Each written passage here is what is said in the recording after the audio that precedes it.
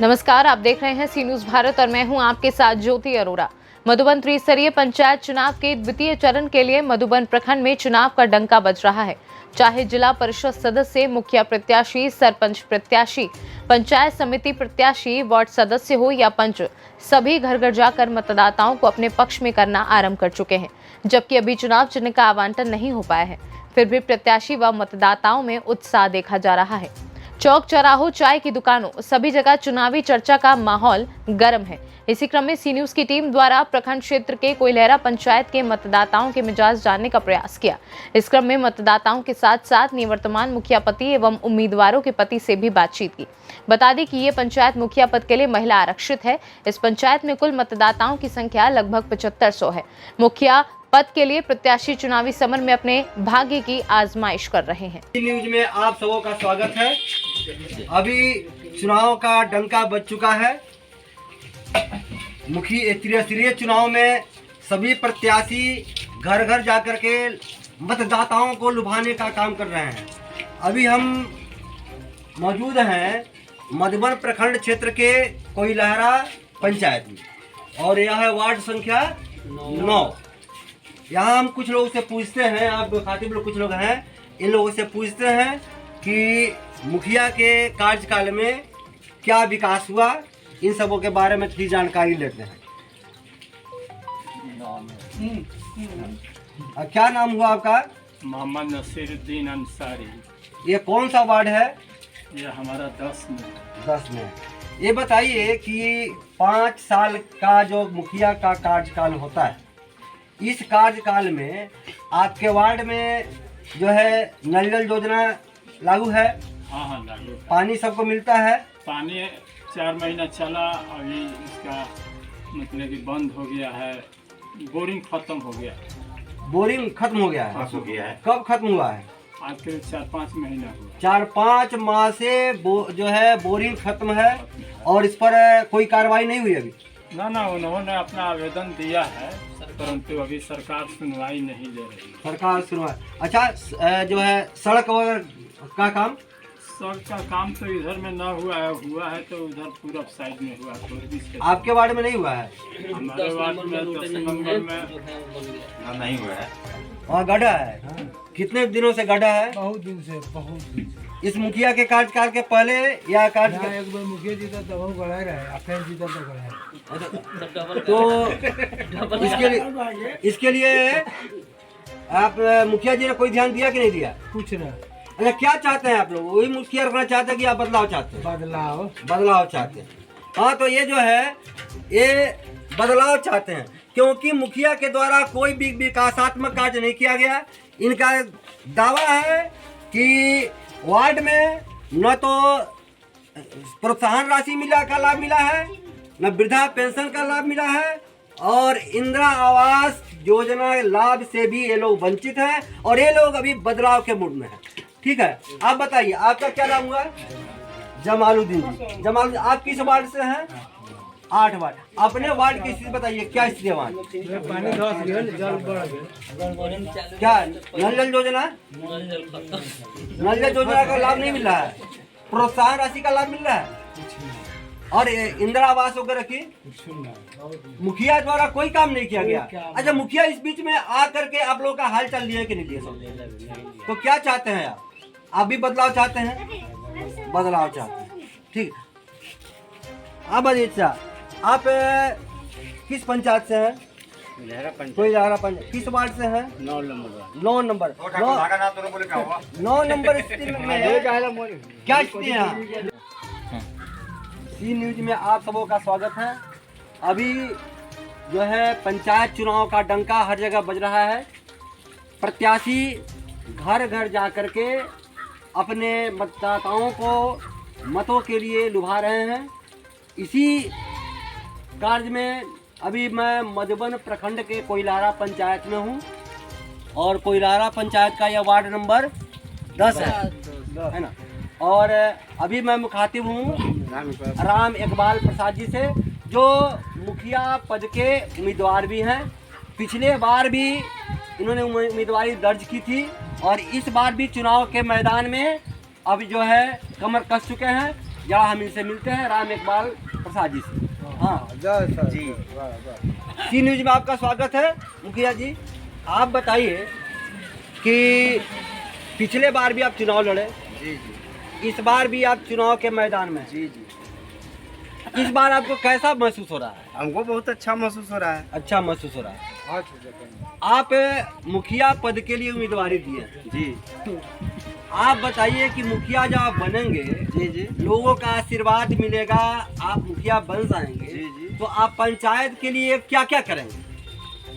अगर हमको लोगों का आशीर्वाद मिल जाएगा, हम मुखिया बन जाएंगे, तो हम पंचायत की सेवा करेंगे, जनता को सेवा करेंगे।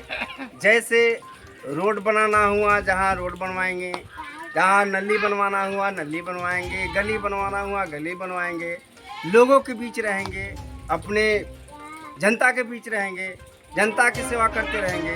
सेवा करने के लिए ही हम यहाँ चुनाव लड़ रहे हैं। अभी आप 5 वर्षों में अपने क्षेत्र के की जो जनता है, उन लोगों के लिए कुछ सामाजिक कार्य आपने किया है? सामाजिक कार्य, मैंने सामाजिक कार्य ये किए। एक स्थान है वहाँ पे, वहाँ हमने चापाकल दिए बहुत पहले, अपने कहीं से लेकर के भी दिए थे। और अपने समाज में जिसको भी शादी में, ब्याह में, सुख में, श्राद्ध में, बर में, बीमारी में, पूरे जनता की सेवा करते हैं। बस बस सर बस। अभी आपके इस 10 वार्ड में सरकार द्वारा जो 7 निश्चय योजना के अंतर्गत नल जल योजना जो है वह बहुत ही बदतर स्थिति में है। यहाँ के ग्रामीणों ने भी इसके बारे में शिकायत की है। तो क्या आप बता सकते हैं कि ये जो यहाँ नल जल योजना जो है, जो बदतर स्थिति में है, कितने दिनों से है और क्यों है? ये तो पूरे जनता बताएगी, हम क्या कर सकते हैं। ये तो जनता की बात है। आज हम चुनाव मैदान में हैं, आज हम किसी को शिकायत करेंगे तो हमारे लिए वो अच्छा नहीं है। ये जनता अपने ढूंढ रही है कि भाई हमारे नल जल खराब है, हमारे पास रोड नहीं है, क्यों नहीं है। मेरे कहने का मतलब ये है कि आपका घर भी इसी वार्ड में है। हाँ, इसी बात है। आपका घर भी इसी वार्ड में है और इस वार्ड में खास करके है कि नल जल योजना की जो धज्जियाँ उड़ रही है। जी जी जी।